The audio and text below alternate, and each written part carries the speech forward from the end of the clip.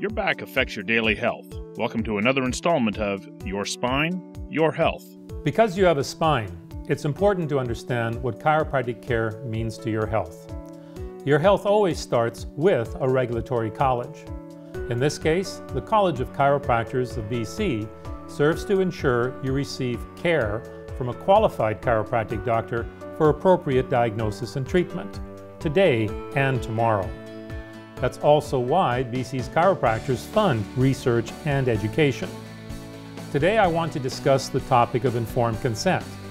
So what happens? Well, in the morning you might wake up and you have some terrible pain in the lower back. It's shooting down your leg. And that neck pain that you've been experiencing for a week or two suddenly turns out to be a terrible headache with some shooting pain down your arm and tingling in the fingers. This is just one example of things that people will experience which prompts them to call their family chiropractor. This is where the paperwork process starts. You'll have to fill out the usual documents, and when you start your first visit with the chiropractor, you're going to go through a case history, an assessment, and eventually leading to a diagnosis. A diagnosis is a legal obligation that has to be provided during the course of your care. In this process, a very critical thing has to take place for your health and benefit. It's called informed consent.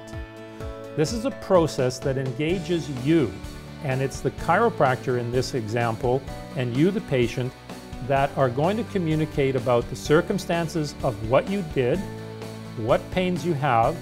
You're going to go through a range of tests that the chiropractic doctor is going to provide to determine, is this a spine and spine-related problem?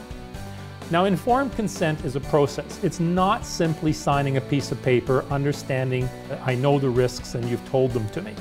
It's a process of discussion with the chiropractic doctor, any regulated health professional. In fact, we have to be able to explain to you what the treatment is going to be. We have to give you the diagnosis, as I mentioned.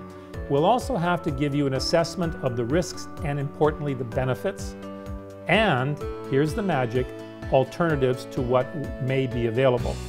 When patients see their family chiropractor, you will be explained the number of treatments that you're going to get, the expected outcomes of these.